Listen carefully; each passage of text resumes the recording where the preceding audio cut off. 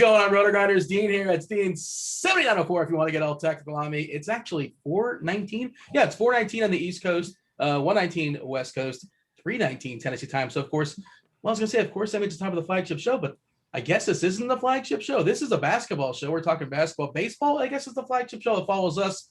If you guys want baseball, stick around for an hour. If you want basketball, hey, what's up? Like, subscribe, turn on notifications. Do appreciate that. I believe it's STL Cards, Derek Carty, and Grant Neefer talking baseball after us. We're talking basketball. It's myself, Will Priester, Andre as well. Andre, we're talking pre-show this weekend. I'm curious. I was going to ask you some questions then, but I wanted to keep it organic for the show. You have the FanDuel Live Final. How many tickets do you have? Have you looked at the schedule yet? Hopefully the Pistons aren't on it. I looked at the schedule a while ago. Yeah, I looked at the schedule actually when I thought my first seat, and I was like, that's my perfect balance of games to play. So I feel like the slate caters to me perfectly, but I'm still nervous. I don't know. I'm just nervous because I just want to make sure, I do well. That's all. Is it online or is it in person? It's online. So FanDuel actually sent us each individual person, winners, the nice package. Got a little Maker's Mark over there with the cocktail thing going on, then the virtual stuff that we're going to be doing tomorrow night, and then the games on Saturday, sorry. Did they skip or did they give you 6 packages? No, they actually gave me one big one. I wish, but I wish they gave me 6 packages. That would be a lot of alcohol. I would love that actually, but nah, they didn't. It was just one nice big package with some Nike gear too. That was amazing. I forgot to post it. I'll probably post that today on Twitter when I get off of this. We'll check it out, and we'll be following on Saturday nights. Good luck. Christy as well, I believe. She qualified here at RG. Yeah. Good luck to Christy and good luck to Squirrel Patrol. Yeah, good luck to both of them. Sweep the podium. Take all 3. Why not? It'll be good times for sure. What up, Will? Funny you should mention that. Andre knows I did chase this queue for what was it, Andre? Like a little bit over a week. Yeah, like a week and a half. You almost had one. I almost had 3. It was crazy. And I just ran so bad, just couldn't get there. And that's my fault. I should have started a lot earlier. But nonetheless, my good friend Dre here was kind enough to still let me in on the party since he had so many seats. So I will be at the virtual event. I'm actually more excited to get to hang out with Charles Barkley and Kenny Smith. Secretly, hanging out with Charles Barkley was on my bucket list. So this is a bucket list event here. So I get to check that off. It is virtual, but Charles Barkley is actually one of my favorite players of all time. So this is going to be fun. Is it like a Zoom room? Is that what's going on? Yeah, I'm assuming it's a Zoom room. By the way, it has to be, but it's a lot of people. I can imagine it's probably well over 100. So, it should work out well. Hopefully, with the internet connection. Will, it's on your bucket list to meet Barkley. What's the one question? What's the one question you want to ask Barkley? What is it? You have him for one question only. It's definitely going to be about Barcelona, right? And I've heard him talk about this. But what was it like to be in Barcelona and have Michael Jordan as the star of the basketball court, but Charles Barkley be the star of the people? What was that like? That's my one question. If I only get one, that's the one. Yeah. And then for Kenny Smith, if I get to ask Kenny one, what was it like as a rookie playing for Bill Russell? What was it like?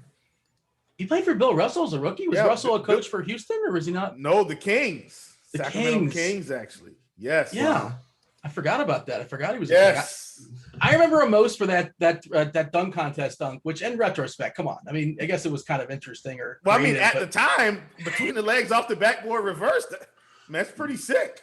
Maybe we're just spoiled by the athlete. Maybe it's just me. I don't know. It was fun. Hey, Mlb Dfs, 6 games going down tonight.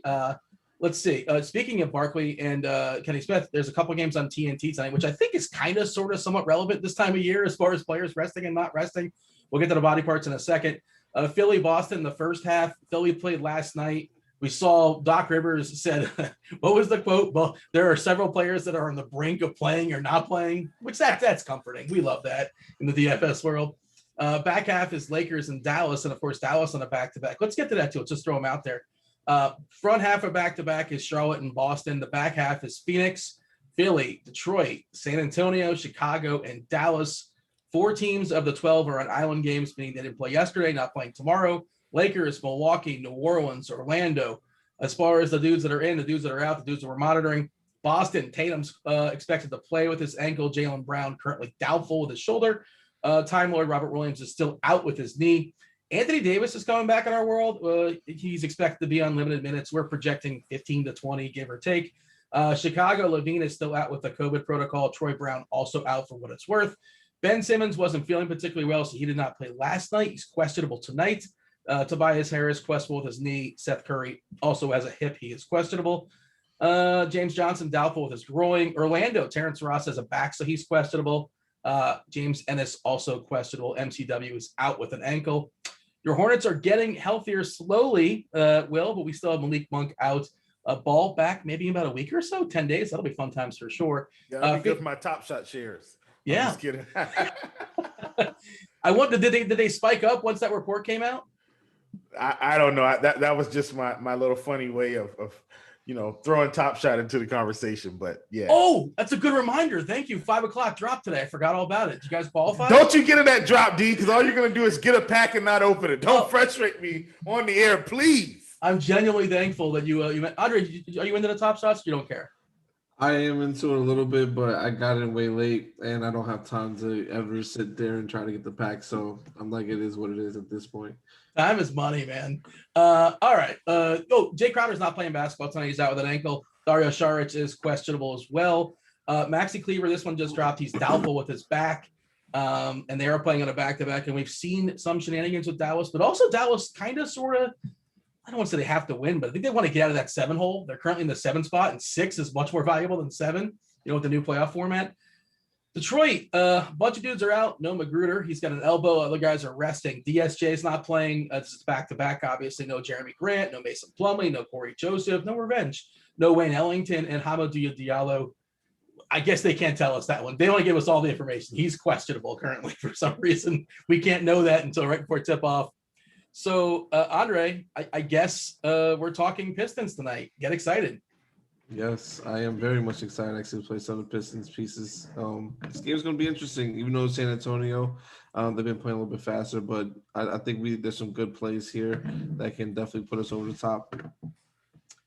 Will, do you want to dive into the Jackson? Jackson's your guy, right? Let's dive into the Pistons. Devin, roll that beautiful bean footage. Let's get these SuperDraft plays in right now since we're on the game. Sorry to hijack the hosting, Dean. My bad. No, you're good.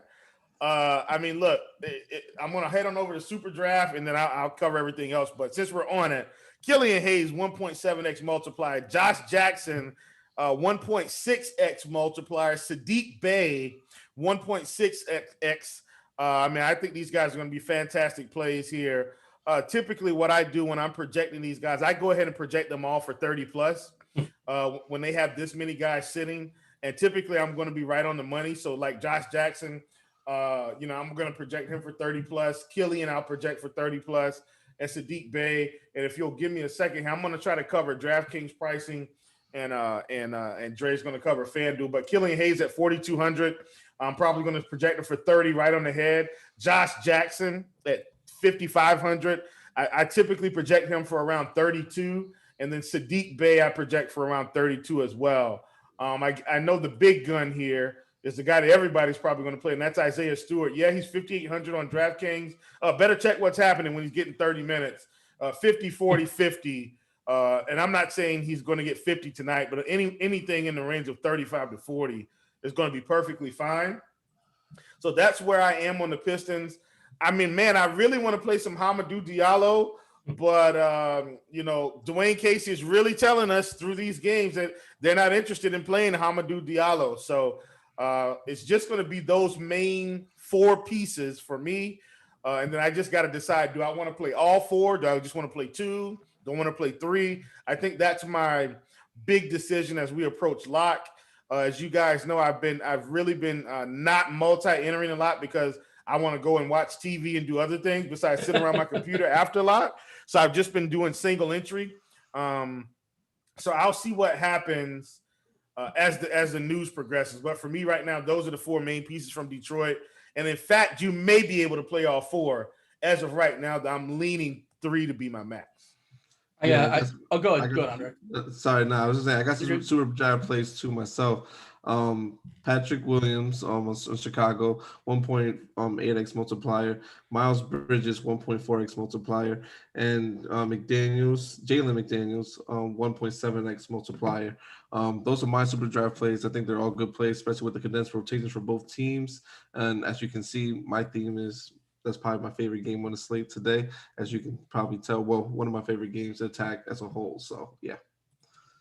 All right, SuperDraft. You guys want to get into that? The promo, we're going to go ahead and drop that in chat for you guys. Use the promo code Grinders, GRINDERS, for a $50 instant deposit bonus alongside the $500 deposit match bonus. I saw Vukovic at a nice multiple as well too. Obviously, it's not as appealing as those guys, but raw points, he's going to presumably put up a bigger number, a bigger score. And also wanted to mention, you were talking about the Pistons, and I was pulling up the lineup HQ, and yeah, pretty much all the main dudes: Hayes, Bay, Cook, Jackson, and Stewart, all projected for 30 minutes tonight versus San Antonio on that back-to-back. Well, and we were saying before the show, like, they're winning too many games. They're four wins in their last 10 games, and they've jumped, I think, a couple of the teams, race to the bottom as far as the tankathon, however you want to say it. But Will, we were also talking about this one. I was presenting that. I think Philadelphia on the back-to-back kind of cautious, but they're facing a Milwaukee team that I think Milwaukee in an island game. They're 3.5 games in front of Milwaukee, and Milwaukee in theory would want the one spot. Why not? And it's also, is this a national TV game as well, or did I get confused or no? Well, here's another reason Yes. why Milwaukee wants to maybe continue to creep up. And all of this is going to change by the end of everything, I think, because, 4 through 7 is really tight. Like, it's just a game or two. Like, they're all really tight. But I don't think the Bucks want to see the Celtics in the first round. The Celtics have just kind of had their number for whatever reason for an extensive period of time. So I don't think they care. Like, clearly they're going to play whoever they have to play.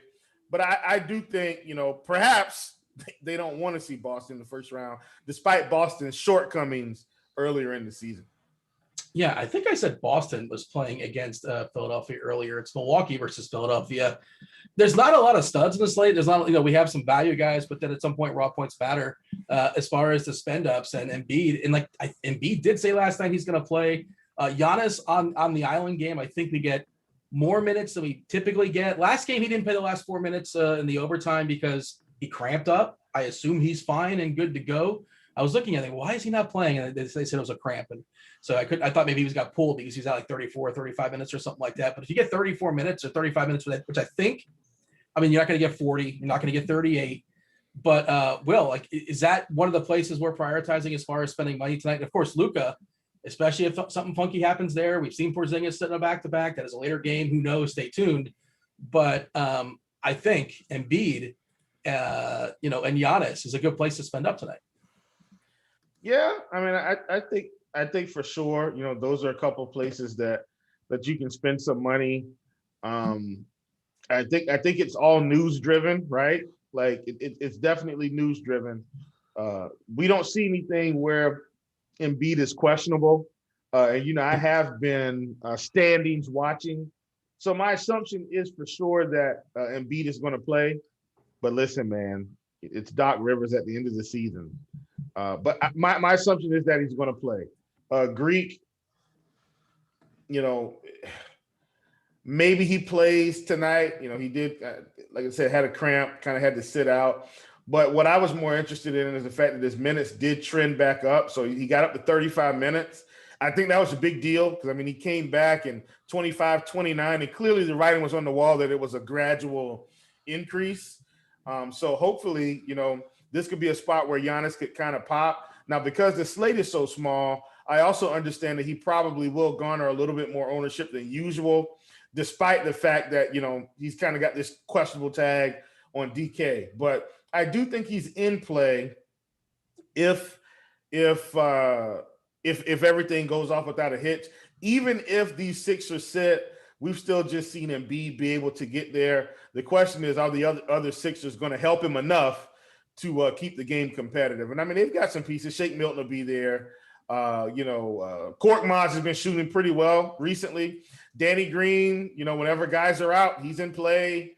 So I think they'll have enough to keep it competitive. Can they pull off the win, though? I have no clue. Andre, what are your thoughts as far as this game?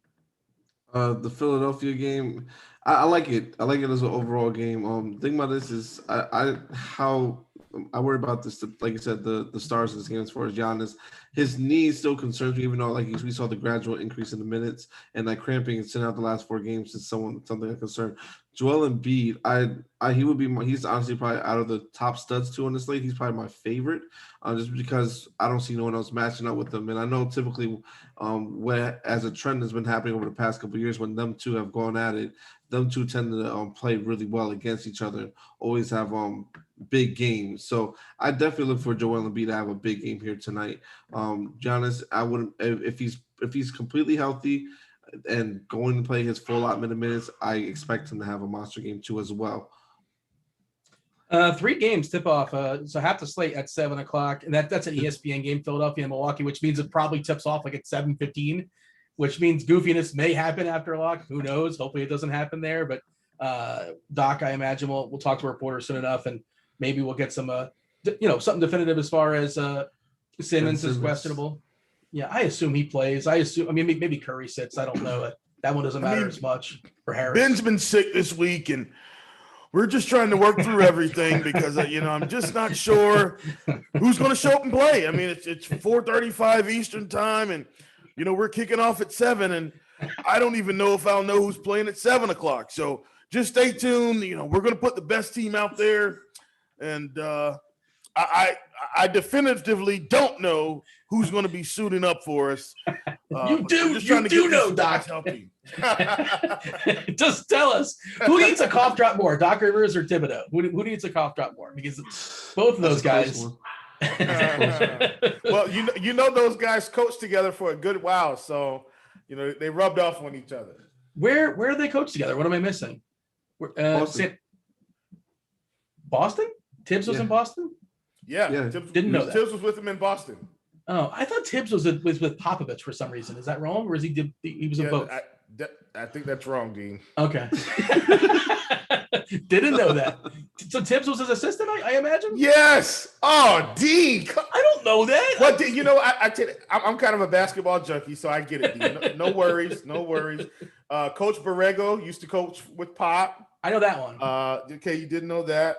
Budenholzer, do you know who he used to coach with? Coach Bud, he also coached with Pop. Yes. Yeah. And, everybody's making a case for Becky Hammond to get a job in the NBA. She's going to, Is she next in line, presumably? Is that the yeah, she's probably going to come from the coaching tree of Pop. And then you've got, and here's the thing. And I know we got this slate. Trust me, guys, we're going to get there. Phil Jackson didn't create a lot of Phil Jacksons. Think about that. Who's his coaching tree, Phil Jackson? Well, Phil came actually. I think they wanted to hire Phil earlier, and he didn't get the job for some reason. But Phil basically coached with Tex Winter. So Tex Winter created this triangle offense, and I knew this before the Last Dance, so this isn't a Last Dance type thing. But he coached with him, and he learned, and they kind of integrated this system together, and then his career just took off. Phil Jackson coaching tree. Bill Cartwright. I didn't know Bill Cartwright. He was a coach. Bill Cartwright.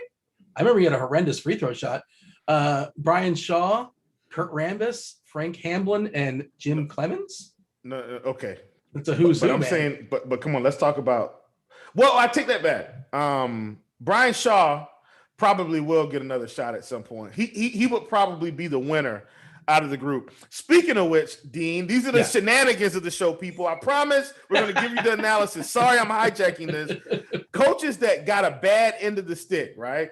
Yeah. I think Vinny Del Negro got a real bad end of the stick. San Antonio?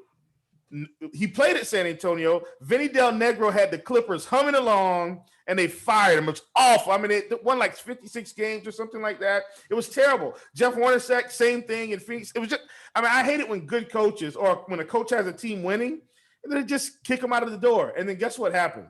They still don't win. I don't understand this. All right, I'm done. Sorry. I'm just going to add that Brian Shaw was my favorite player when I was a kid. Loved Brian Shaw. Just totally random on the Heat. Shawshank Redemption. Hey, we mentioned in the chat, like, subscribe, turn on notifications. Fire off some questions. Two very smart dudes here. Happy to answer your questions as far as a slate. Devin's going to throw them my way. We'll knock him out the last 10, 15 minutes of the show. Do specify. Let us know what site you're playing on. It's very helpful. Let us know if it's cash. Let us know if it's for tournaments. Yada, yada. All right. So Boston, how excited are we at the prospect of rostering Tatum versus Zion? I think it's a fun conversation, Andre. Do you have a stand on that? Yeah, I do. I kind of like I like Tatum versus Zion. I kind of definitely like Zion because the matchup against Orlando's it's a weaker front court. Even though Jason Tatum we know will be against Phoenix, which is a tougher defensive matchup, but he's gonna it's gonna be also more I think more of a slower paced game actually with Tatum versus Zion. So that's why I would tend to lean with that. But Tatum's still gonna get majority of the shots, and with Crowder not playing tonight, that's gonna actually help Tatum probably play a little bit better because he's not going to have that defensive ball stopper to stop him. And he's going to, if Sarek even plays, he's going to probably be in the starting lineup, I would assume. There's no one that's going to really be able to guard him at the three. I'm assuming they probably try to put Mikal Bridges on him, but defensive kind of doesn't matter because they always switch a lot anyway as far as in today's game. But anything else with Boston, I always definitely like I always tend to like Jaylen Brown, sorry. But is he playing? He's doubtful. I don't think he's going to play. He's doubtful? Okay. I thought he was going to play today. Dang. I did remove him. Sorry. So if Jaylen Brown's also out not playing, then that actually changes everything because Tatum's going to be a little bit have more higher usage. And then also Marcus Smart, who to me, he's underrated. I know we're projecting him 36 minutes at 32 fantasy points on FanDuel. I still think he's a great place. I know 6.9K is a high price to pay for him, but it's ugly in general as far as with the shooting guard position on FanDuel, in my opinion. I think he's definitely worth a shot, especially you can bracket the steals and blocks on that side. So he's someone I would definitely love to target for sure, especially going to have to be out there to guard Devin Booker probably majority of the time, which I definitely foresee that happening. And he'll get more usage too, so you'll be looking for him to shoot a lot of more threes too as well. And then Kemba Walker, clearly he's going to go against Chris Paul, but he's such a phenomenal play. Point per dollar is probably one of the better point per dollar point guards on the slate that we have too listed. I think he's honestly probably one, and at 6.9K, I think his price is still too cheap for the upside he brings to the matchup. I know one player, Will, is locking in at shooting guard on FanDuel. I'm going to say this with confidence. Josh Jackson, is that because the position is weak? Jackson's 5.5K. Is that your favorite player over there specific to FanDuel at shooting guard? Oh, man, for sure. I knew I was playing Josh Jackson when I woke up this morning. I knew I was going to play Josh Jackson last night when I did this podcast. Trust me, folks. And look, the Pistons aren't trying to fool us. They played all the guys last night. We knew they were going to rest them today, whether or not they had questionable tags or not. We've seen what's been happening. Josh Jackson, Hayes, Stewart, these guys are getting – No, not I'm saying the guys that are playing today. Oh, my bad. I apologize. Yeah. Sadiq Bey, they're all going to get 32 to 35 minutes. That's their range tonight. The only person that might not quite hit it is Killian Hayes if they tried to dial him back. But the last game he did play 33 minutes. So my read is that, all these guys are going to get 30 to 35 minutes. So I think that particular group, those four guys, are for sure going to be in play unless Coach Casey pulls the wool over our eyes today. But that, Josh Jackson, I think he's one of the best values at shooting guard. I'm going to continue to play him when he's in this spot. Yeah, I mean, if they're winning, they might get pulled off the court. That's troublesome. They're winning too many games these days, obviously. But they're still at the bottom of the East, though. That's the crazy part. They're 18-41. They're still in the bottom of the East. Now, the problem is the West has the Rockets at Houston and Minnesota exist. And Minnesota's 16-44. So right now they're the third worst team in the league. They've still got a shot in the Cade Cunningham sweepstakes. Another team that probably doesn't want to win games is Orlando. If Ross plays, I don't think he does, but if he does, he's 4.7 on FanDuel, which is a fabulous price. But I don't think that happens. I do like Anthony. He's kind of fully priced now, but I like the matchup there against New Orleans. I think Anthony's like legit going to be good. Yeah, and I don't think people are going to play him. Maybe they'll change if Ross is ruled out and Ennis is ruled out. You have any thoughts there, Andre, as far as Orlando in general, Anthony specifically? I don't think people, Wendell Carter, people probably aren't going to get to either. Are the Magic generally being ignored tonight, at least right now? I think they are being a little bit ignored right now for sure. Cole Anthony's a good play to me, regardless whether Terrence Ross sits or not, because Cole Anthony's going to get more of the minutes. Terrence Ross minutes have been steady the last couple of games, but then last game we shot back down to 21. So like it's kind of, I get a little bit iffy playing him sometimes because coaches there haven't really been playing him the minutes before, but I don't think he's going to play tonight like you as well. So he's someone I wouldn't even consider playing today.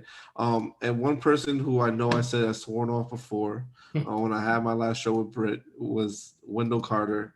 I'm opening up. I'm warming up to him. He's playing a lot better in Orlando than he was in Chicago. I don't know, maybe if it was a coach or what changed with him, but he's playing a lot more consistent, or if it's the minutes, or he's getting more usage with the team since no one else is there.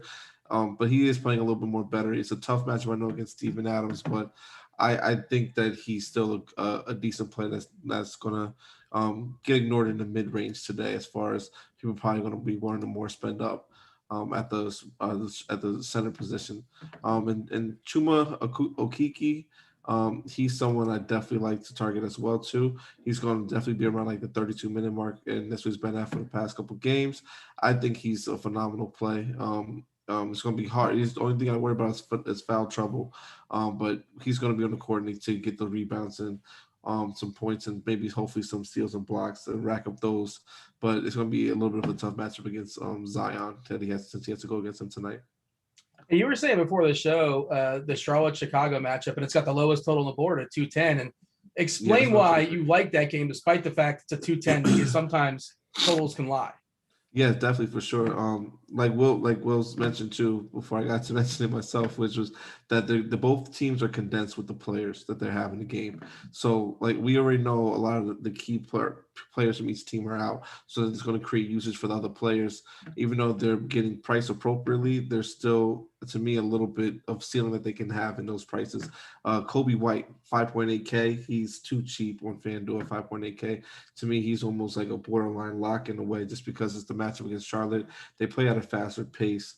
And then Terry Rozier on the other side, 7.8K. We know what he's capable of. He's been going off the last few games, and he's been playing big minutes, around 40, 43, 40, 39, and 38 minutes in the last last 4 games that he's had. So to me, that just shows me that the coach is really trying to win. He's trying to make sure that they are in the playoffs, especially with LaMelo coming back.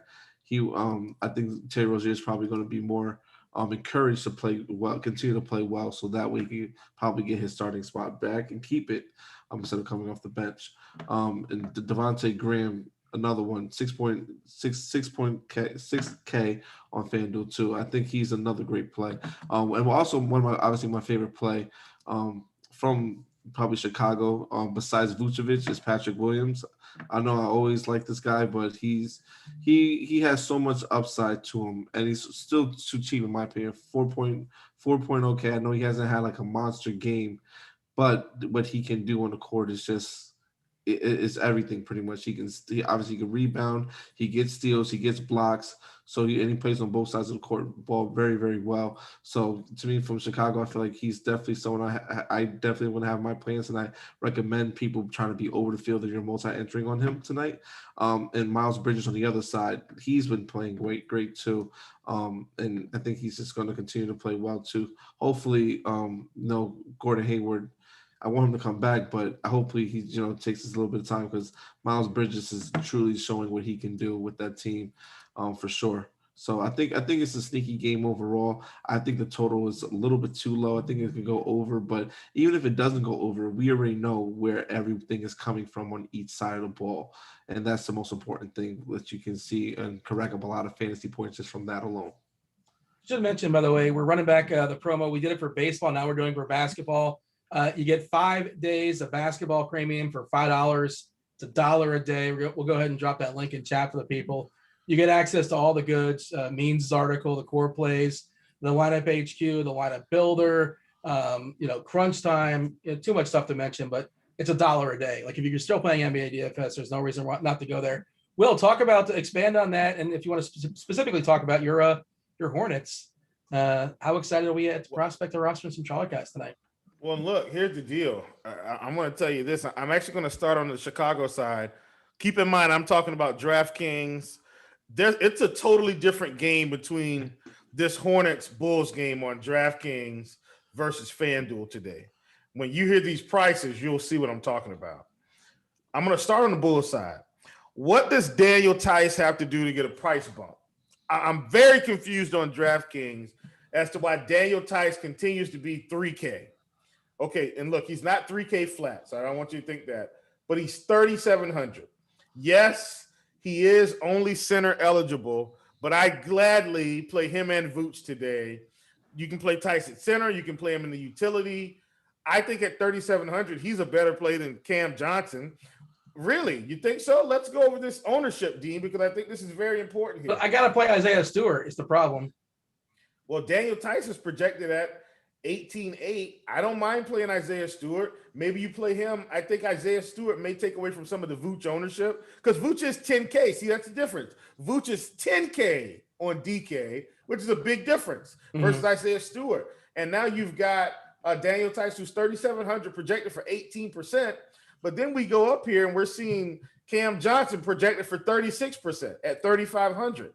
I don't think Cam Johnson's a better player than Daniel Tice, but the ownership is reflecting about almost 20% more ownership. Cam Johnson is a lot more flexible. I get it. I'm not trying to argue that, but I definitely think Tice is a better play. Getting back to the Charlotte pricing, Terry Rozier, 8,400, Devontae, 63, Miles Bridges, 77, Jalen McDaniels, 56, PJ Washington at 59 is probably your best bang for your buck. Real tough to play some Hornets on DK, on FanDuel. My goodness, load these guys up. Very, very affordable. I think the only person that's probably priced up a little bit more than usual is PJ Washington. He's 6,500, but I mean, even at that price, you know, if he dials up a couple steals and blocks, he can get there. Shot the ball really well, I think, the last time out. But I did want to point out that on DK, it is a little bit tougher to play these Hornets, especially with Bridges at 77. But on FanDuel, bombs away. Yeah, I don't like that DK price at all. I have a bunch of questions coming in for the people in chat. Do appreciate that. Like, subscribe, turn on notifications. Stick around for baseball, which is following us. You got Derek Carty, CEO of the Bat, I believe STL Cards, and Grant Neefer. He's been on fire with the scores and odds, so shout out to Grant. Bunch of questions. So this is interesting. I did not even notice this. We talked about the price as far as Anthony Davis. Apparently he's 6'3" on FanDuel. And Andre, you're going to take the FanDuel questions. No, he's not. There's no way that's correct. Is that wrong? I was just told the wrong price? He's 9.6 on FanDuel. Yeah, 9.6 on FanDuel. Devin, you got to proof for these. Come on, Devin. What are we doing? You're setting me up for failure over here. I was like, no wonder I didn't notice it. That would have popped to some degree. Is Anthony Davis too expensive on FanDuel at 6.3K? Well, he's not. Okay. So I suspect this is a FanDuel question for tournaments, and I suspect it's just somebody trying to run something back with the Dallas game and the Lakers, and they want to watch the game tonight. I'm guessing because they want you to rank Anthony Davis, Drummond, Schroeder, and Harrell, all the Lakers. Are we excited about any of these guys? Maybe Drummond. That's it. Possibly. I would, if I had to rank them, it would probably be Dennis, Drummond, and AD because you said no, Drummond, Schroeder, Harrell, and then AD because AD is going to probably get the least amount of minutes. I really love Harrell, and Harrell always seems to play well against these type of matchups. So to me, I think he can thrive in that matchup, even coming off the bench. FanDuel GPP for the Charlotte versus Chicago. Okay, so this is like a 2-game slate. I guess this is like an express or something like that. So just these 2 games, Andre. Charlotte, Chicago, Lakers, Dallas. Who are your top targets, and who is a good pivot away from Porzingis, Washington? Let's see. Okay, so a pivot away from Porzingis. He may not even play. Who knows? I suspect he'll play, but stay tuned. Are the good pivots Washington, Thad Young, McDaniels, Tice, or Anthony Davis? And like again, Anthony Davis, if he's going to play 20 minutes, that seems like a big number. Like you can't play him. You can't play him. Listen, for the record, I'm giving Anthony Davis 23 minutes. And also for the record, I'm not playing Anthony Davis. Yeah. I do think he plays 23 minutes though. That's my baseline. 23 and a half. It all does is muck everybody else up and then the rest of the team. Right. Mm-hmm. It does a little bit. Yeah. I say McDaniels probably out of that is probably the best pivot off of Porzingis. Him or Washington would be my two players. This is for either one of you guys. Favorite bets or player props for the night? Have you guys dug into bets or props tonight? I know, Dre, you threw one out. Who was you said you like the over in that Chicago game? Is that correct? I like the over in that Chicago game. You got one, Will? Well, I got in on this one. These were early, okay? These were early. But I got Vooch. I took over 22.5 real points. That was early today, like this morning. I feel good about that. Did the same thing with Rozier at 22.5. I took the over. So, but I don't know where it is now because I wasn't tracking it today. Those are ones I knew I wanted to attack right away, and I got in early and got those. All right, FanDuel lock play. We want a lock, Dre. Give me a lock play on FanDuel tonight. Goodness gracious. Can't mess this up. Yeah, you know what? I'm just gonna go with Patrick Williams. Wow, there it is. Damn. So you should know who my lock of the day is, Dean. Well, it's not Josh Jackson. No. Well, he might end up in there because I am going to lock a couple guys in. I know I said I wasn't going to multi-enter, but I think I'm going to do like maybe 40, 50 lineups. Okay. My lock of the day is Nikola Vucevic. I'm just going to lock him in at center and run wild. He's going. Look, here's the deal. Vooch had probably the worst game of his career last night. It was terrible and barely played. Right? Didn't play a lot in the fourth quarter. I'm telling you, it's how it works. I'm locking in Vooch. And I'm not looking back. This feels like a 60 spot. This is another FanDuel question, and it's a lot. This is like a big decision point for the slate. If you're going to spend up or spend down at center, we're talking about center. And Andre, Tristan Thompson's 4.1K. There's no Time Lord, no Williams. There is an opportunity cost there. You're not going to be able to play Vooch. You're not going to be able to play Embiid, assuming Embiid plays tonight. And I think if Embiid plays tonight, I really like him in tournaments. I think especially if people are going to stop at Vooch at 8-8, which is I understand why they would do that. Yeah. So would you play Thompson tonight? No.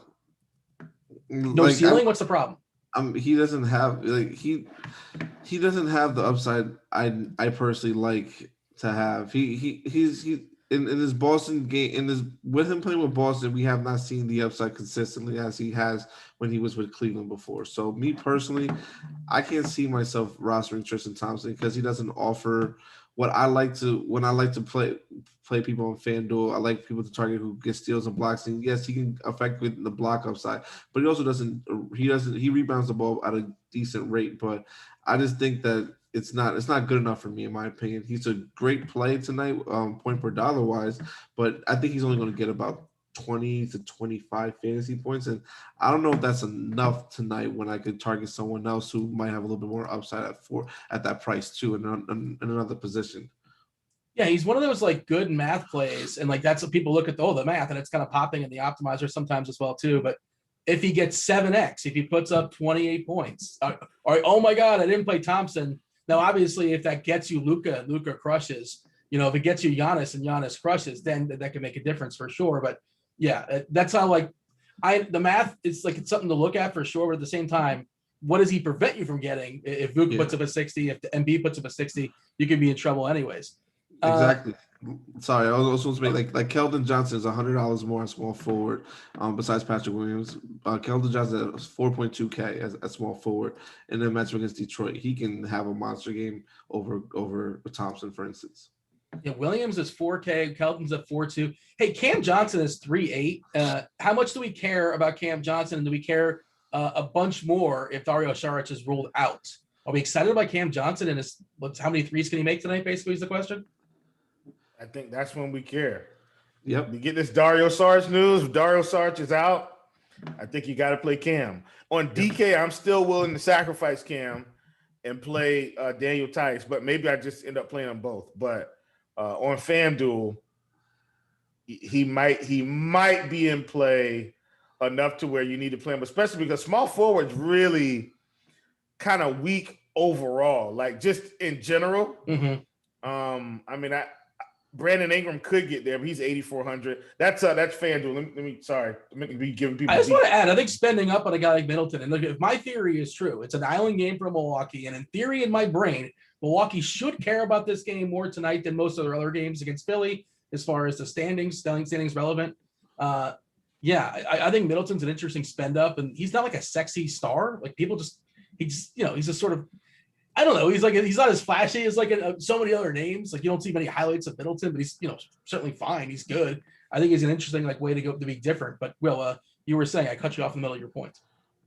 No, it was fine. I was almost cutting myself off because I was hopping in Andre's lane on FanDuel, but I think he's more important on FanDuel than he is on DK. Even though he's going to give you salary relief on FanDuel, where you have to play two, and you're locked in. I think he's probably going to be a bigger benefit if Sarge is out. All right, we still have a bunch of questions here to knock out. Let's pick up the pace a little bit. That's on me, my bad. All right, so Andre, hypothetically, maybe you even are. I don't know. You rolling one? How many lineups you running tonight on FanDuel? Do you know? 55. 55. Let's say you're running 150. Baller status right there. I like 5. 150 lineups tonight, and we should add the qualifier. This is 2 hours before the game starts, so don't hold anybody to. Things change. News, Mlb Dfs, news is going to change. But from what you know right now, what is the center you're going to have the most exposure to? From what I know, I'm probably going to have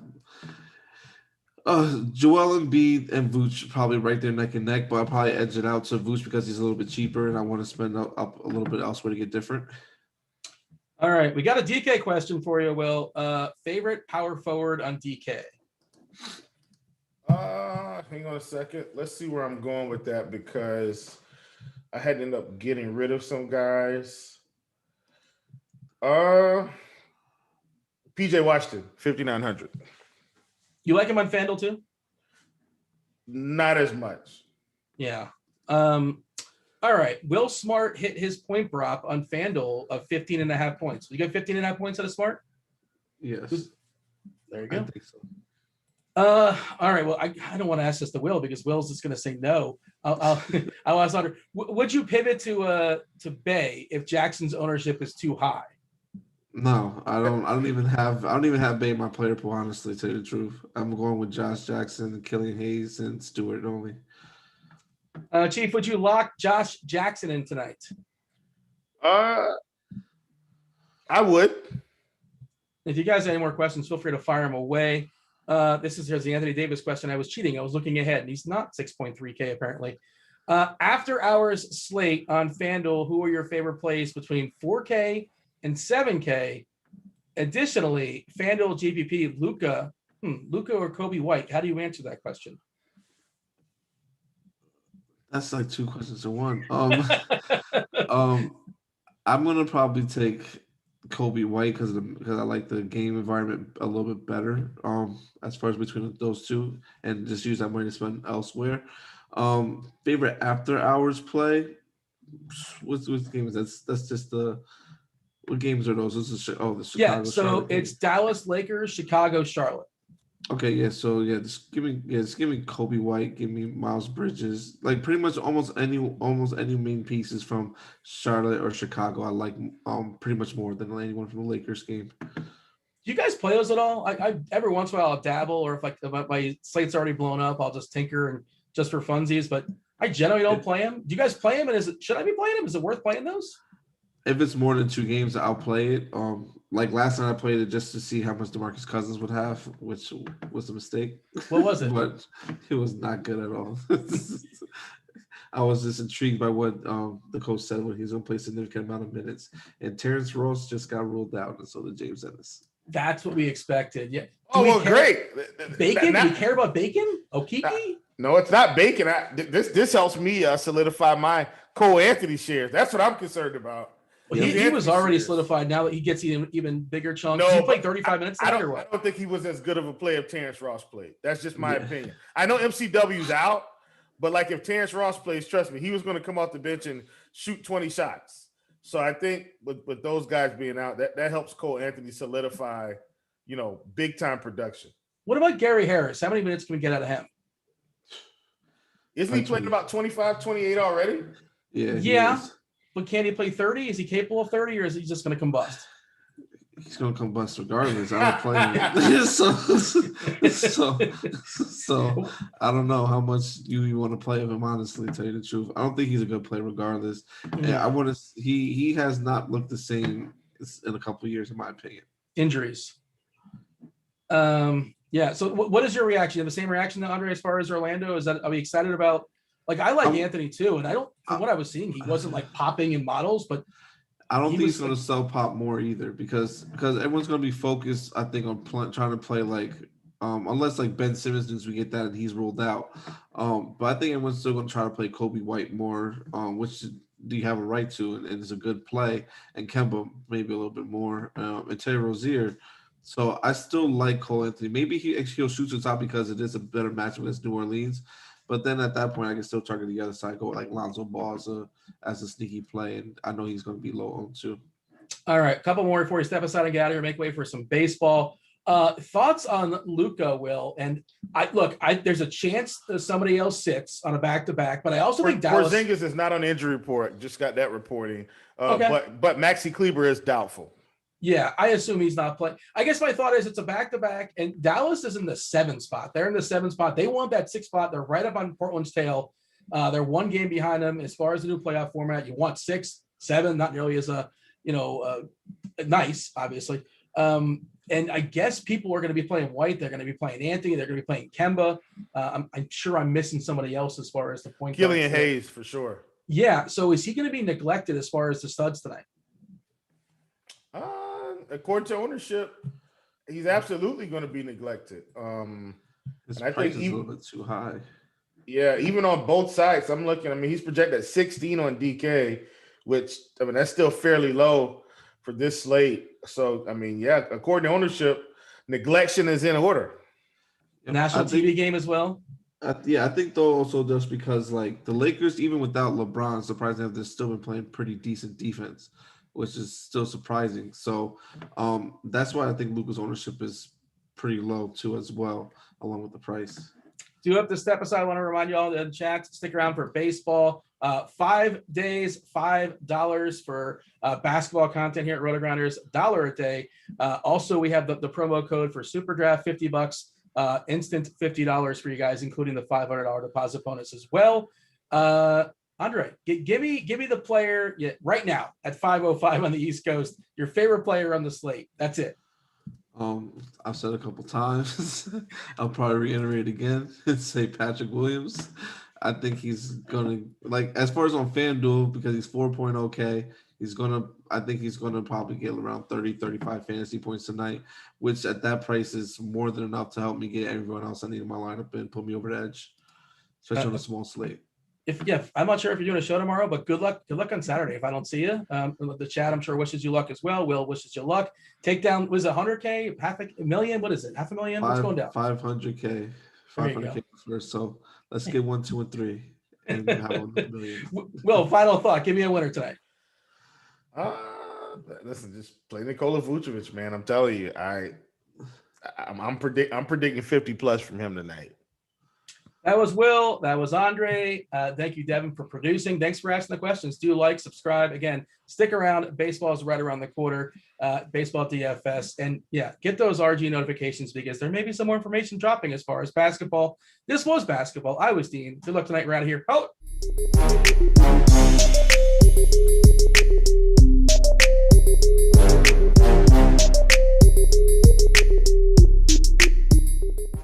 We're here back in the Fantasy Bar, small slate of MLB games, and we are here with 6 of my favorite plays, 5 bats, all under 5K on DraftKings, all 4K or below on FanDuel, my favorite starting pitcher in the mid-range, and of course, my favorite play of the night. Who is it? Belly up to the Fantasy Bar and find out.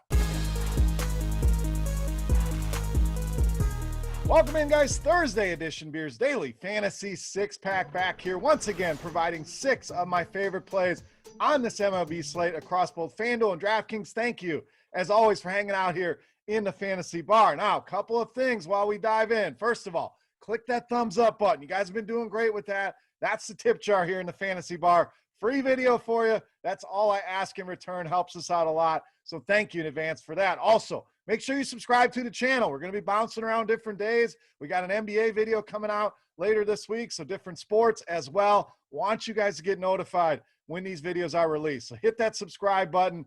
And if you are an NBA player, make sure you get over to rotogrinders.com and check out special promotion. Just $5 for 5 days of Rotogrinders Premium covering the NBA. Gonna need it. NBA is a mess right now. A lot of news, a lot of injuries, a lot of guys sitting out. So make sure you take advantage of that offer. And one last thing for our sports bettors. Guys, if you haven't checked out scoresandodds.com/beer, the link is in the description of the video. Tons of sports betting information, premium picks, across all the different sports, can compare odds across all the different sports books, just tons and tons of information. Head over there, take advantage of special pricing for you guys there as well. Scoresandodds.com/beer. All right, let's talk some baseball here tonight. 5 games on the main slate, and we have 6 plays for you. Let's start with some bats. Let's start in the outfield with some value. Austin Slater of the Giants. Now, Slater not been great recently, no doubt. The recency bias, people are looking at box scores. They're going to ignore this guy, but I'm going to look at the numbers, and the guy that hits left-handed pitching very, very well. 328 ISO, so you're getting a ton of power out of Slater. Also, a 427 weighted OBA over the last couple seasons. Now, they go to a righty, not as good, no doubt. So we want to get him a few at-bats here against the lefty. The good news, projected to hit leadoff in this lineup, so should get at least a couple of bats here against Castano, who not a huge strikeout guy. We know that. Just a 6.5% K rate. Does give up some hard contact at 34% and uses the fastball a lot against righties. That's no good against Slater. 458 weighted OBA against that pitch over the last few seasons. And little bonus, looks like we'll have some big wind going out to left field here in this one. So a lot of reasons I like Austin Slater here tonight, especially in FanDuel at just 2,700. He's going to lead us off today in the 6-pack. All right, let's spend some money. Let's stay in the outfield with Yordan Alvarez of the Astros. So another one that's been kind of quiet lately, and you know I love me some Yordan Alvarez. Been a guy we've had in the 6-pack many a times, and going to go right back to the well here. Why? He's a guy that hits righties with a lot of hard contact. 49%, in fact, leads this Houston Astros team over the last few seasons. You also get an ISO over 300. We know a big power bat. A WOBA well over 400 at 424. And Alex Cobb has gotten a little bit better against lefties over the last few seasons. But when you look over the long range, a lot of hard contact allowed. 42% is a big hard contact number to a bat like Alvarez that we want the hard contact from. So it's a good matchup here hitting-wise for Alvarez. Also, Cobb 194 ISO to lefties. Not a huge strikeout guy either, just a 16.5% strikeout rate against left-handed hitters. So Alvarez, I think, gets it going sooner rather than later. I think he gets it going big time here tonight against Alex Cobb. All right, speaking of pitchers, let's roll one out here in the mid-range. It's not going to be Alex Cobb. Really liking the prospects here for Nick Pivetta tonight against the Mariners. So a lot of reasons I like Pivetta. We just mentioned the matchup. We'll get to that here in a second. The price, very, very nice here. Mid-7s on DraftKings, low 8s on FanDuel. And I think there's plenty of upside here with Nick Pivetta as well. So he's checking a lot of boxes for me. First of all, let's look at the matchup. Let's look at this game. Boston, big-time favorites, as you'd expect here, at -175. And that's partially a lot to do with the bats here. You're not going to say it's all Nick Pivetta here. That's credit for that lineup. But when you have a lineup behind you projected to score over 5 runs, that's good news. That's going to provide run support. That allows a starting pitcher to get a little bit more aggressive. And if he gets aggressive with this lineup, we could really see a big-time strikeout output here. We look at the starting lineup here for Seattle. 7 of the 9 projected starters have a 20% or higher strikeout rate against right-handed pitching over the last few seasons. And some of them 25, upwards of 30%. So this Mariners lineup, not very impressive here. Pivetta, I know, is a guy that has struggled at times. Very much boom bust here. But these are the kind of guys I love to roll out, especially in your tournaments and even in cash games. I don't mind pairing him with one of the higher-end options like Walker Buehler tonight. But Nick Pivetta, great way to save money, great matchup, and I think there's plenty of upside with the Seattle lineup and their strikeouts. All right, let's get back to the bats, back to the outfield. Another guy that's struggling a little bit. I think he's going to get it going soon. That's Michael Conforto of the Mets. So the debate is always, what have you done for me lately against long-range track record? I'm going to trust the track record always over the recent results. And we know Conforto, big-time numbers against right-handed pitching. We can go back over 600 plate appearances and see 386 the weighted OBA. We know he can hit for power as well with an ISO approaching 250. Now, Mr. Williams on the hill on the other side gives up at 370 over the lefties over the last few seasons. Another low strikeout guy at just 15%. The hard contact rate at 33%. And a guy that loves to utilize his fastball. Conforto, always been a good fastball hitter. 362 weighted OBA along with a 255 ISO. So I think this is the kind of matchup that could really get him going here. We're buying extremely low on him at just 3,500 on DraftKings and well below $3K on FanDuel. Like the Mets a lot tonight, and I like Conforto to get it going here at a cheap bargain basement price. All right, let's go to the other side of that matchup. I really like that game. We're going to roll with shortstop Javier Baez of the Cubs. Big time power against lefties. We know that 281 ISO going back over the last 3 seasons, and a Woba over 350 against lefties as well. Lucchesi loves to throw that sinker to righties 57% of the time. That's his primary pitch to righties. Big time numbers for Baez against that pitch. 572 weighted OBA, 684 ISO against that pitch. A very limited sample there, but it shows. Can hit that pitch extremely well. And if they do go to a right-handed pitcher out of the bullpen, we still get a 200 plus ISO against righties here for Baez. So it's not like it takes him out of the game completely. No matter what they do, he's in a good spot. Wrigley, another spot. Looks like the wind's going to be blowing out. We know what that means. Offense should be at a premium here. Big time numbers, and I expect a very high total if that win continues here. But Baez just checks a lot of boxes for me here. Love him tonight against the lefty here at a tough shortstop position. All right, let's wrap this baby up. Coming up next, my favorite play of the night, the Beast of the Night. But before we get to that, we want to continue our Beast of the Night contest. And this is a thank you to you guys for hitting that thumbs up button, for checking out Rotogrinders Premium, or for just simply hanging out here in the fantasy bar, supporting the video. Beast of the Night contest, free to play. All you got to do, get in the comment section right below the video. It's a little different than NBA. Baseball, all I need you to do is guess the highest output of one of my 5 hitters. I don't need you to guess who it's going to be.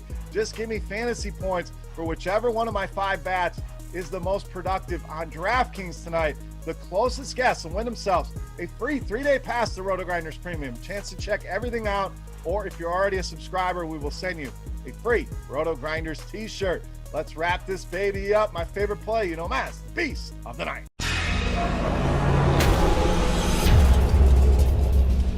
All right, Beast time. We're not going far. We're staying right there in Wrigley Field. We're staying right there with the Chicago Cubs. We're staying right there on the infield with third baseman Chris Bryant, tonight's Beast of the Night. Now, like Baez, a guy that's hit lefties extremely well, and his number's even more impressive than Javier Baez. 329 ISO against lefties, 429 the weighted OBA. Another guy that hits the sinker well, so Lucchesi could be in trouble against the heart of this lineup. 509 WOBA and a 323 ISO against that pitch, and Lucchesi has done a decent job against righties over the last few seasons, but the one area that he's struggled in, hard contact. And you mix hard contact, fly balls, and a wind blowing out in Wrigley, big time outputs could be in play here. I think Chris Bryant has a big night here tonight. In fact, he not only goes deep once, we're going to go big, calling 2 home runs for Chris Bryant in this matchup. Love him in all formats, making Chris Bryant easily my favorite play for Thursday night and tonight's Beast of the Night. All right, guys, that wraps up here in the fantasy bar for Thursday night, talking MLB. Hopefully you guys enjoyed the video. If you have any comments, questions, feedback, hit me up in the comment section right below the video. Don't forget.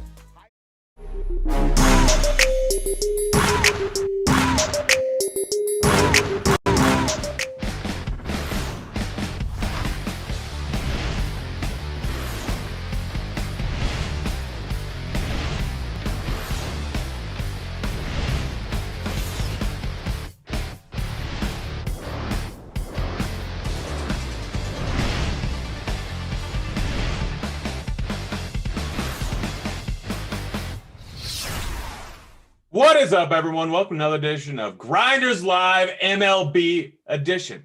We've got a nice little 5-game slate on the slate tonight. I used slate twice there. I don't even care. Doesn't matter. We'll just get straight into things. I'm joined by 2 of the best in the business. STL Cards, Cardi, how you doing over there? It's been far too long. Yeah, it's been a while. I think this is our first show together all baseball season, right? I think so. I think it's been a while. We might have had one at the beginning of the month. I don't know. Time is irrelevant. I don't understand time at all. But STL, how are you doing over there? Oh, doing all right. I think you were maybe a little bit nice to the slate here, saying it was a fun little 5-game slate or whatever you called it. I don't know if I'd have the same adjectives, but that's okay. We'll see. If we make money, that's all that matters at the end of the day. So I'll withhold judgment until then. I believe fun is a relative term. I've been told. I don't know. I don't really know what that means. I don't fully understand it. But yeah, no, definitely not the. Yeah, it's an interesting slate to say the least. Like, obviously, we have Bueller on there, who hasn't been as good this entire season. We got a whole bunch of terrible pitchers. By the way, outside of his first start, what do you think? What's his name? Daniel. I can never remember how to pronounce his last name. Daniel Castano. How many strikeouts do you think he's had in his entire career? Like the most in a game outside of his first one where he had 4. Like 2. It's can't be a lot. It not a is, lot. in fact, 2. He's never had more than 2 strikeouts. And I believe this season. He's not good. Yeah, no, I don't. I don't understand it. Like, I don't understand how someone can strike out that little amount of people, but I actually bet the under of 2.5 strikeouts for him in this game. And I feel better about that than any of my other bets, but it's a fun little slate. Cardi, do you want to give us a little bit of overview from a cash game perspective? Because I'm not bothering with cash today because it's terrible. Yeah, that's probably the right choice because, like you said, it is real bad. It is real bad out there. The bat doesn't project a single player above 17 DraftKings points. Like we have Walker Buehler on the slate. He's the only actual like good pitcher. And even he is like not that appealing on this slate. I don't even think I think everyone's going to look at this slate and see how terrible it is and be like, all right, got to jam Walker Buehler in there because he's like the only good guy here. But he's not even that good in this spot. Like he's facing the Padres. If this is a full strength Padres lineup, it's one of the best offenses in baseball, not especially strikeout prone. It's some of the best hitting weather of the night. I think the second hottest game and some winds blowing out.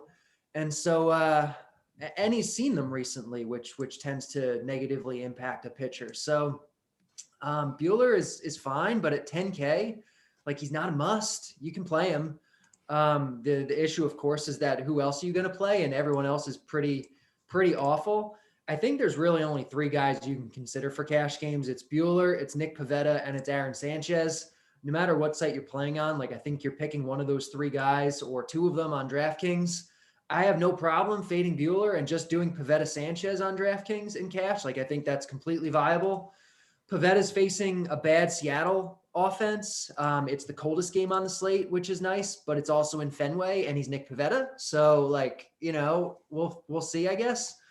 Aaron Sanchez is facing the Marlins, bad offense, strikeout prone offense, but they are getting a park upgrade. San Francisco has played a lot more hitter friendly, since they closed off that archway in right field. And Aaron Sanchez has had a very short leash this year, which is a little bit concerning. But again, it's kind of the nature of the slate because the next best guy that the bat projects in terms of point per dollar is Joey Lucchesi, and he's not completely stretched out. He's in Wrigley with 10-mile-an-hour winds blowing out, and there's an extreme hitters umpire. So like that tells you everything you need to know about how trash this slate is. Yeah, no. My initial thought at the beginning of the day was, oh, Buehler and Pivetta are going to be the chalk players. Like, all right, well, let's stack against him and then get off the chalk with some other pitcher. And then I looked at every other pitcher, and I'm like, I don't know if any of them can go over 15 points. Like it's pretty much like I can go Aaron Sanchez, like is the kind of guy I'm going with. But yeah, let's get your thoughts on tournaments here at pitching specifically, because like you're a great tournament player. Like I'm trying to find upside on any other pitcher besides Sanchez, Pivetta, and Buehler, and I can't. Yeah, it's really not there. It's just not. I mean, the only thing I'm excited about tonight is stacking Seattle. So because, Pivetta is going to be 50% owned. And as Cardi said, he's Nick Pivetta. So on slates like this, stacking against those manufactured chalk pitchers is generally the way you can find some success. So I like the idea of stacking Seattle. I don't like the idea of trying to find other pitchers. I mean, I think Sanchez and Buehler are fine, but like, what do you got? I pull up Cardi's projections, and Alex Cobb has a negative floor. Javier against the Angels at 9,600 on DraftKings. That's way too much of a premium. Not playing the pitchers in Wrigley. We were talking before the show, the pitcher for the Marlins, can't strike more than 1 or 2 batters out. Weathers isn't going to pitch deep into the game for the Padres, and he's facing the Dodgers. So that leaves us with nobody else. So almost by default, I end up on Sanchez and Buehler because I'm not playing Pivetta. And that just kind of is what it is. I mean, I'll probably throw some Cobb in tournaments. I'll sprinkle in Javier. I mean, if you're multi-entering, I'm getting different by stacking the Mariners, so might as well try some different combinations of pitchers. But really, all you're trying to do is avoid the landmines, avoid the, the pitcher that inevitably gets shelled for -6 points or something like that. You're not going to find a magical ace on this slate. The only thing that I'm pretty confident in is that I am not going to play Pivetta in tournaments. Yeah, no, I'm kind of on the same page here, and I just got been distracted for a second because I just got a pack on Top Shot. Gosh, I'm lucky. But yeah, the one While guy you're talking about Top Shot, Cards was saying something about the Bats floor projections, and I didn't look at them, but oh my God, more than half of the pitchers on this slate have a floor under 1 DraftKings point. Like that is how bad we're looking at this here. Yeah, so I was looking at the bat, and the interesting one for me is Cobb, and I get that he hasn't had a great trap record. I get that he's been bad in the past, but I still I think Cobb's my #1 tournament pitcher, and I want to get both your guys' thought a little bit more extensively because I want to know why the bat hasn't projected so low. Yeah, so I kind of disagree with the bat on Cobb a little bit. He's the guy that I think has more upside than the bat is giving him credit for. Part of it is because he's just made changes this year. Like Alex Cobb used to be a legitimate prospect, like a really, really good young pitcher. And injuries have just kind of sapped his ability to stay healthy and his effectiveness. But he's looking pretty good this year. Like the splitter is looking good. His pitch mix changes have been really nice. Like he's throwing the fastball less. He's throwing the splitter and the curveball more. The problem is the matchup. Like he's facing a really good Houston offense that doesn't strike out at all. It's the least strikeout heavy offense on the entire slate, and it's the hottest game on the slate. And so that's the problem with Cobb. But on a slate like this, I really don't mind taking a shot on him in a GPP on the chance that he has turned a corner and is like better than the bat thinks he is right now. Yeah. What do you think about it, STL? Because I like him. I like him in tournaments. I mean, it's not like somebody else is going to go out and have this massive score tonight. So even if he doesn't, set the world on fire, as long as he's not giving you a negative or something, you're probably okay. So, I'll have some Cobb for sure. All right, well, that's good to know. I'm gonna just read down the list. I'm trying to figure out how we can get through this show over the course of an hour instead of in 20 minutes because Javier, he's the one other guy I feel like we can talk about, but he's 9.6K. I guess no one's really paying up for him. He's projected at 17%. Can we use Javier? Can you potentially use Javier in cash, Cardi? You can't do it in cash. 9.96 is just too expensive, and he projects just straight up worse than Pivetta and Sanchez and Buehler. So you can't do it in cash. It's not a good enough spot. Hitters weather, Angels are good. Angels don't strike out. You can't do it. But in GBPs, you definitely can. He's one of the few guys on this slate outside of those chalkier 3 that actually has upside, that actually can go deep into a game if he's pitching well. So even if the spot is tough, even if the price is high, you can do it just process of elimination, just to be different. Yeah, no, I'm kind of right there with you. What about anyone? Obviously, we can't take Lucchesi. Trevor Williams is just straight up in a bad spot going up against the Mets. Weather blowing out at Wrigley. Castellano, no chance because he's not going to get more than 1 strikeout in this matchup in all likelihood. What about Justin Dunn? I mean, he's a guy that has all right K stuff. Not great, just straight up all right. But he's a guy that can go a little bit later into games if he can get his control under control. That's double whatever. But he's a guy that has good K stuff, is going up against a very tough Boston team. Obviously, it's not a good hitter's ballpark, and he's got a 20% K rate over the course of his career. If he has a game where he only walks 2 batters, do you think that he can get into the mold there, STL? Yeah, anything's possible tonight. I mean, you could take any one of these pitchers and be happy with 12 DK points or 15 DK points tonight. I like the bats in that game. I mean, Boston's got a 5.5 run total. They're going to be pretty chalky. So I think you're getting different enough by just not playing the Boston bats if you're not high on them. other than the fact that Dunn is just cheap and you want to punt, there's some logic there, but I am not playing him.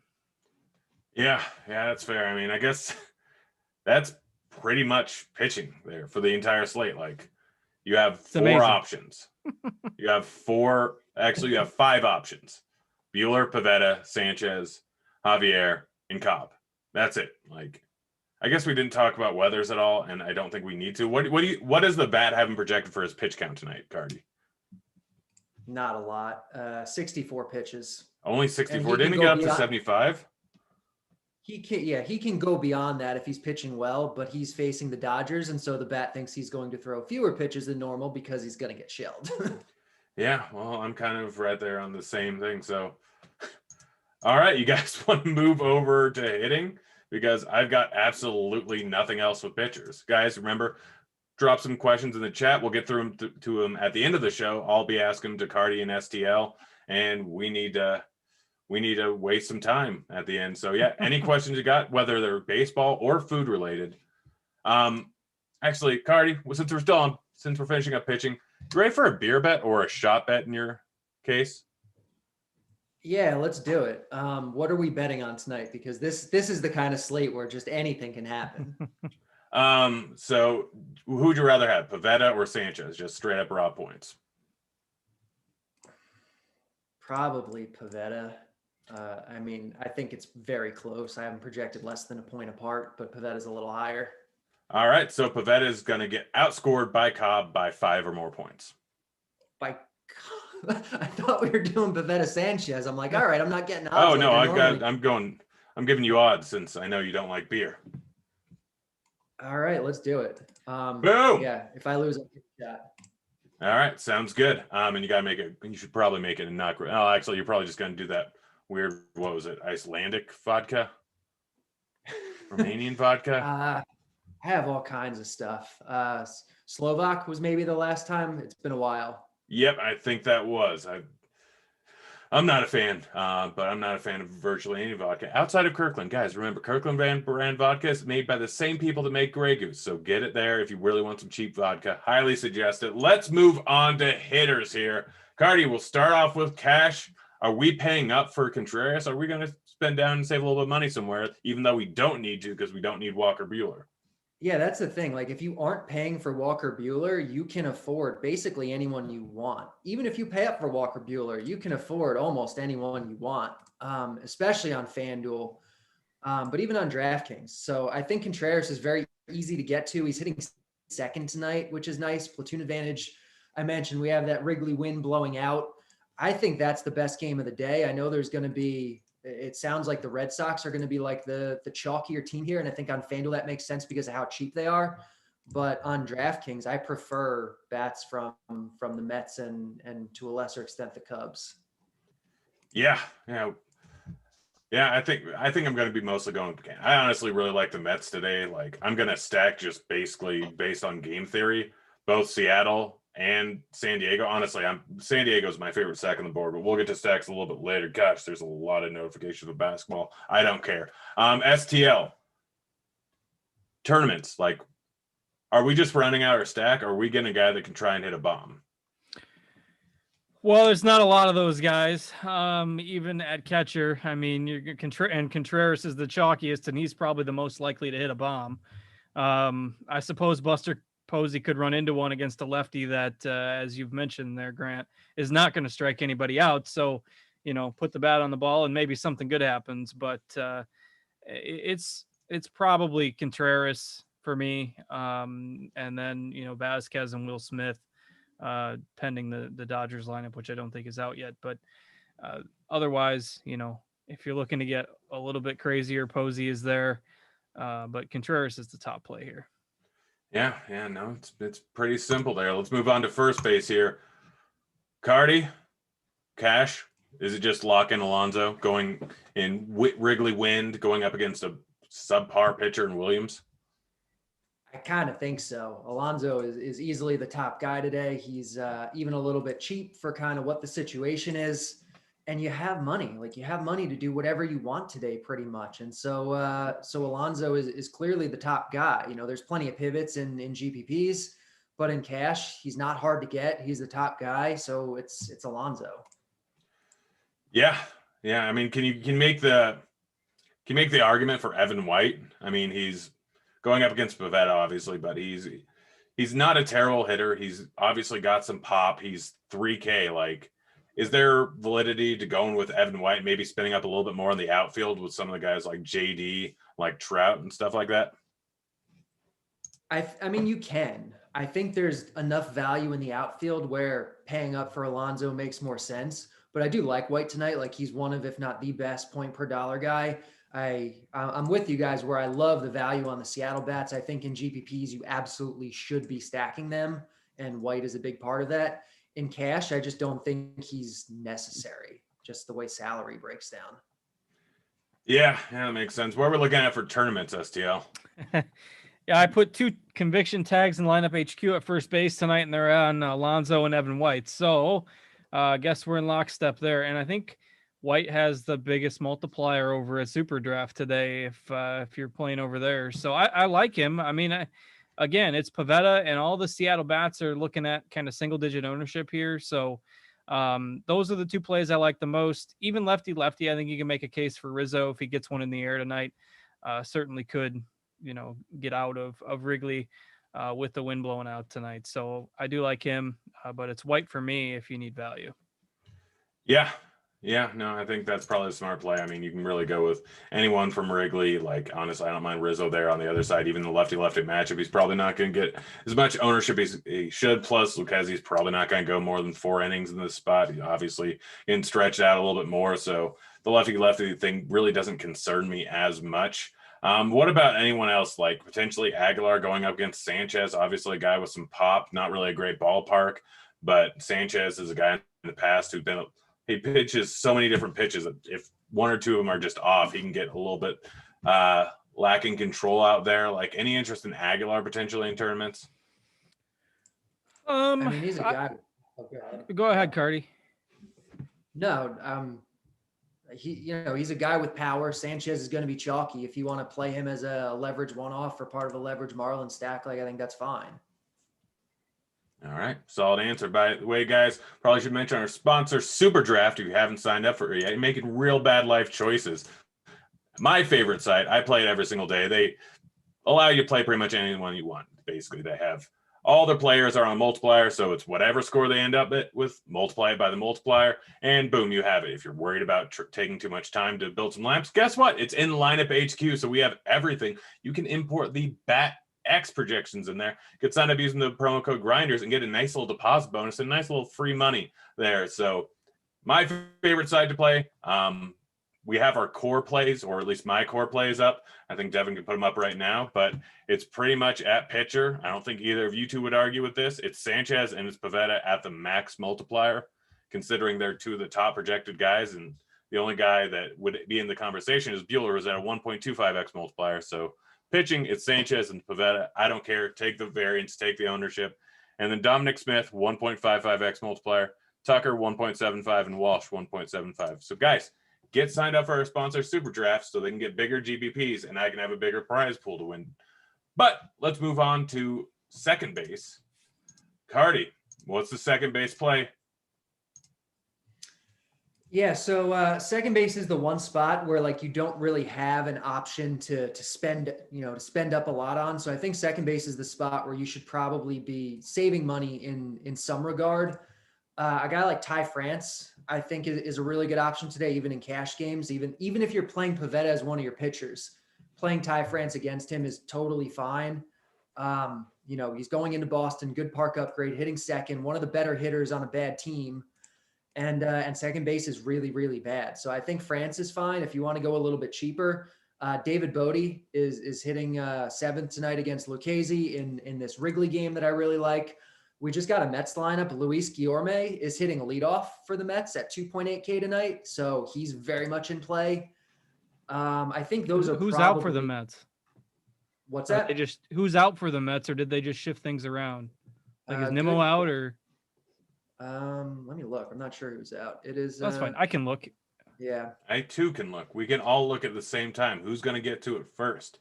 McNeil's out. Yep. Yeah, Nimmo's out too. Oh yeah. It's not that interesting in the lineup. I'm surprised VR is in there, but surprised Pilar is in there. Yeah, that's a weird lineup. Honestly, might be less interested in the Mets bat now, but yeah. In any case, tournament second base STL. Who we looking at? Do you love Cronenworth as much as I do?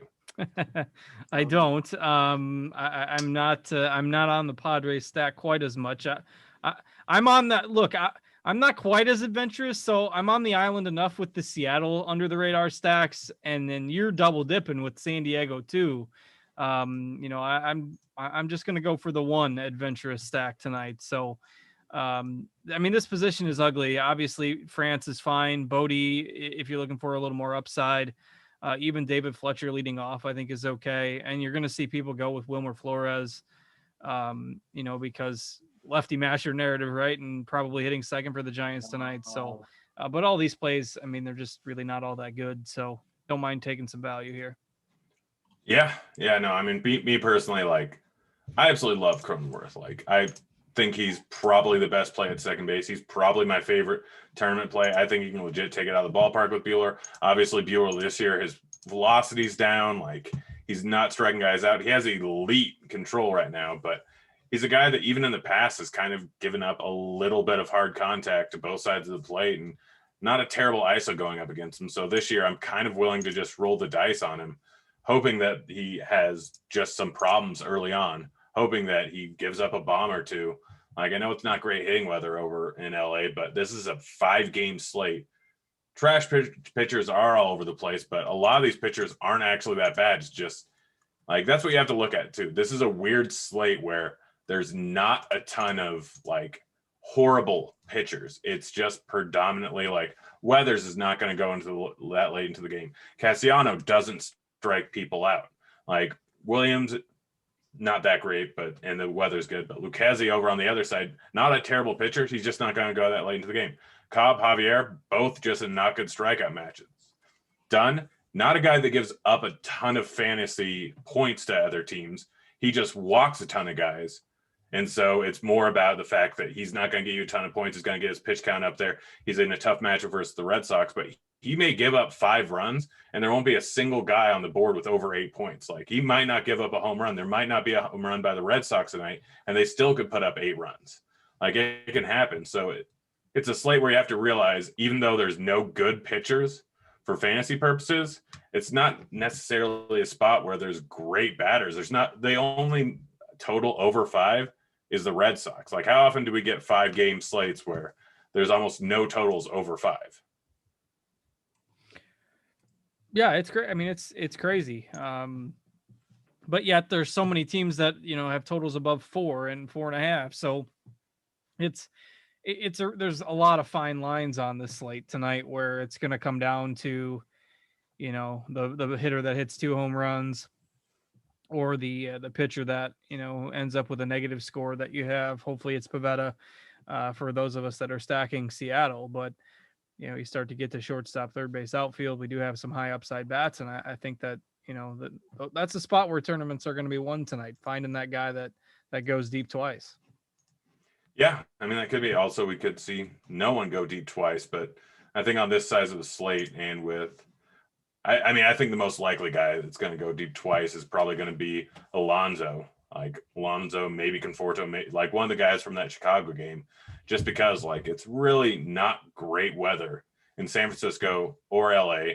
Like, it's 44 degrees in Boston. What's the bet saying about the weather impacts of that, Cardi?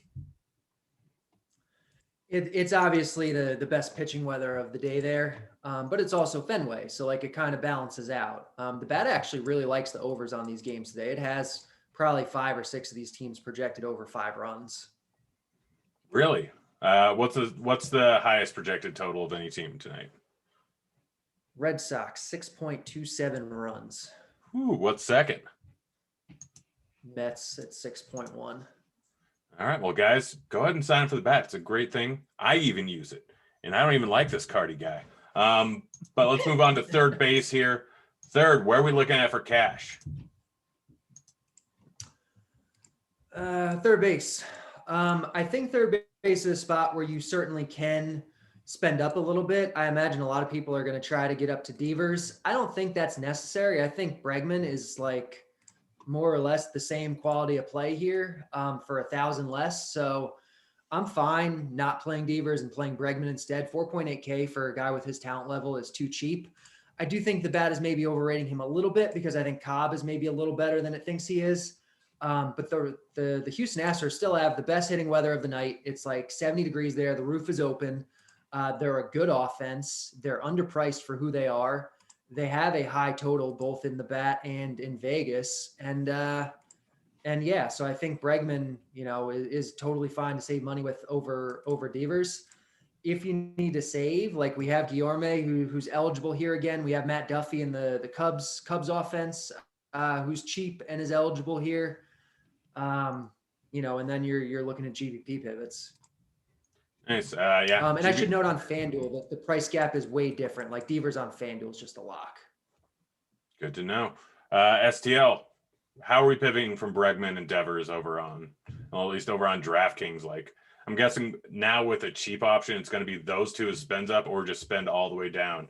Like, do you have interest in Turner, Machado, Bryant, Seager? Obviously, you have interest in Seager.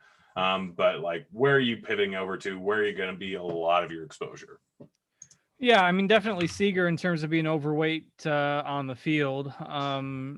Justin Turner's interesting because we've got him at 31% on FanDuel and 8% on DK. Part of it's a salary thing. Part of it's the positional thing with only being able to get 1 third baseman on DK. But he's certainly a guy that, I'm a little bit nervous to not play just because then that goes for the Dodgers as a whole. I'm not going to have as much of them tonight as, maybe I thought I would at the beginning of the day before I saw the weather in Chicago and the contrarian spot for Seattle. So just by nature, you can't play everybody. So I'll probably be underweight on the Dodgers tonight. But that said, Turner certainly capable of a big night. But and we've got Guillorme now, obviously leading off for the Mets, who's going to garner some ownership there as well. So that should shake things up a little bit. Yeah. All right. Let's move on to with Guillorme. The bat likes him as the best hitter of the night on SuperDraft. Ooh, was he at 2x? Or one of them. Yeah, he's got 2x. So he's a good play over there. Yeah, super solid play there. Let's move on to shortstop. I'm guessing the bat's spitting out Lindor. It likes the Mets quite a bit. I misquoted that line before with this weak lineup. It's about a half run lower than I said, but it still loves the Mets. Lindor's awesome. He's underpriced. He's, just Lindor's so good tonight. You can make a case for Baez. Like, I think he's good also. Even Tatis against Buehler. Like, I really don't mind him, especially as a GPP play. Crawford in your Mariner stacks, but Lindor is pretty clearly the cream of the crop tonight. Yeah, no, I'm a big fan of Lindor.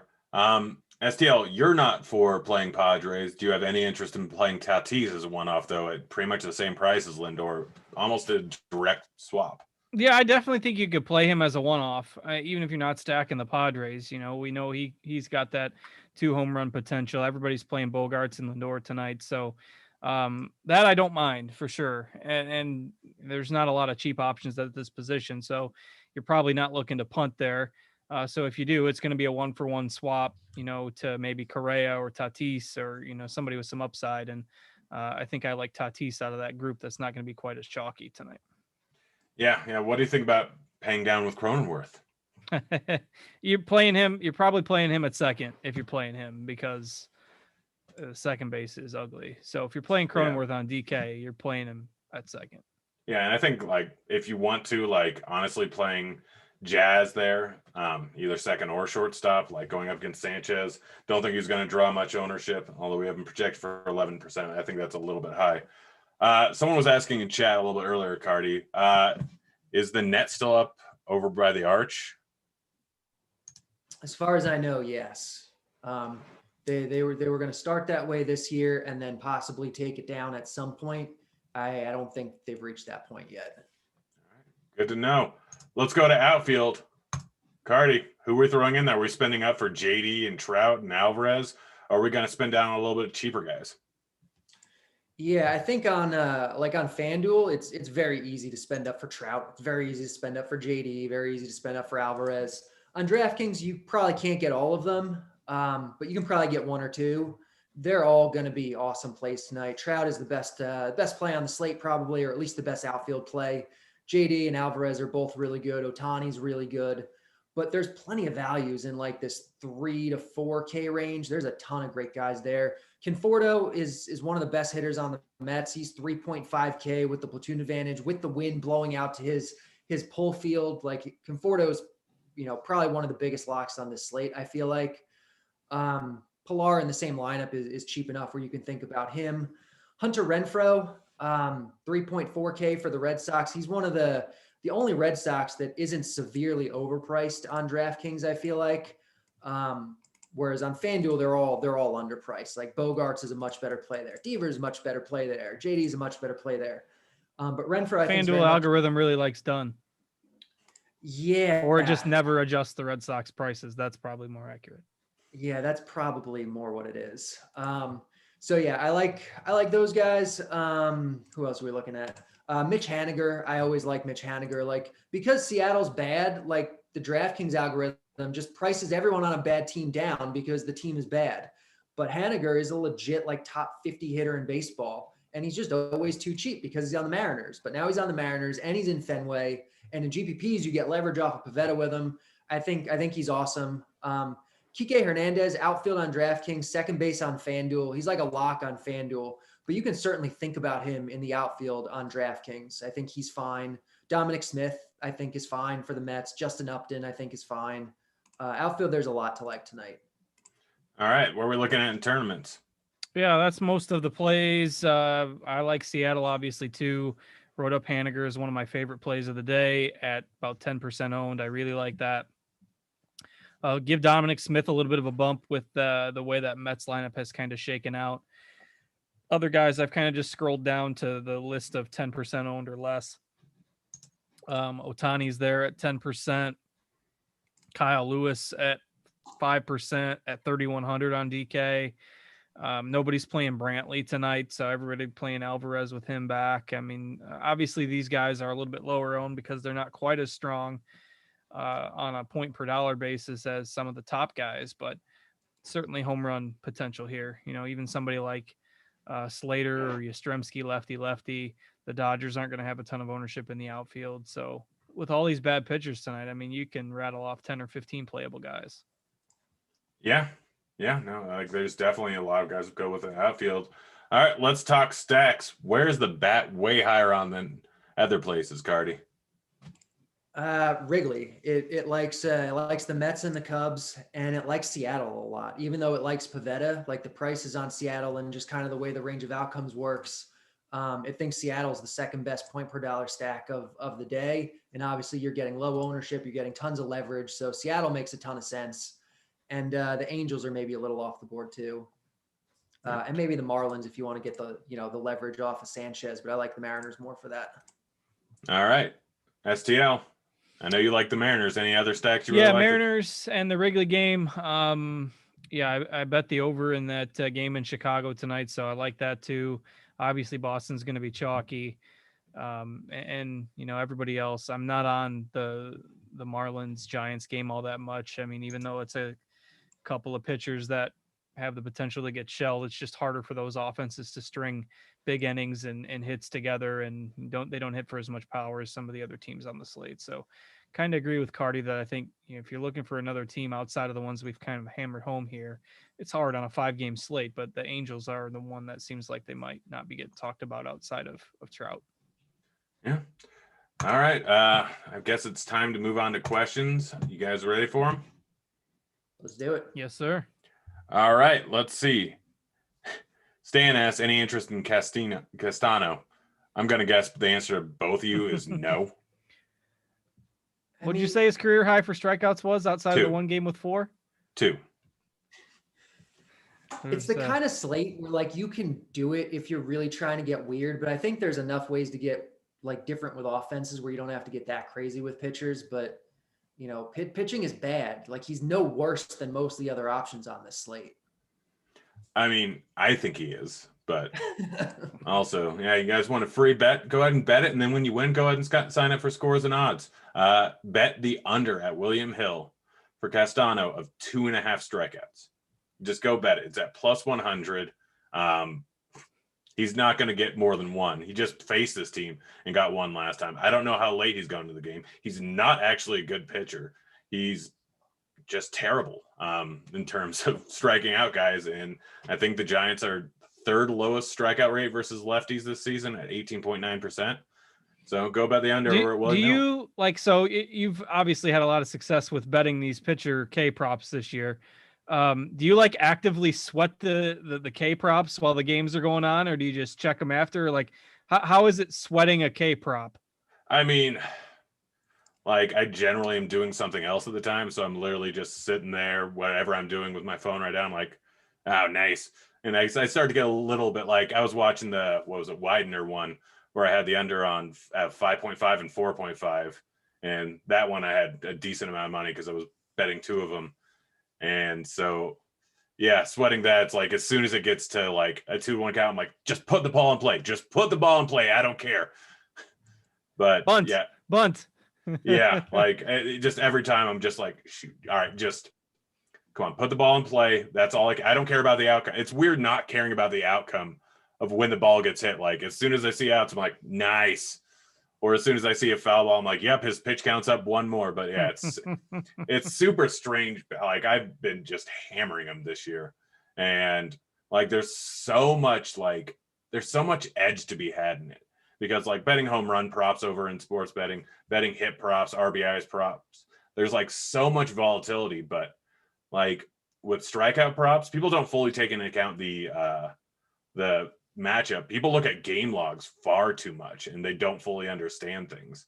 Like just because they did well before, like people don't generally look into the matchups or what it was or some weird outcome or pitch counts being changed. So like right now, all people care about Walker Buehler at 6.5. Like everyone's like, oh yeah, he's a 30% K rate guy. Well, they forget that his whatever it's called, his velocity's down a little bit. It's a matchup versus San Diego, who's a well above average team, who even though they're ranking 15th in the league in terms of WRC plus this year, and they're actually fairly far up there in terms of strikeouts, it's still a lineup that's very different now that Tatis is in it.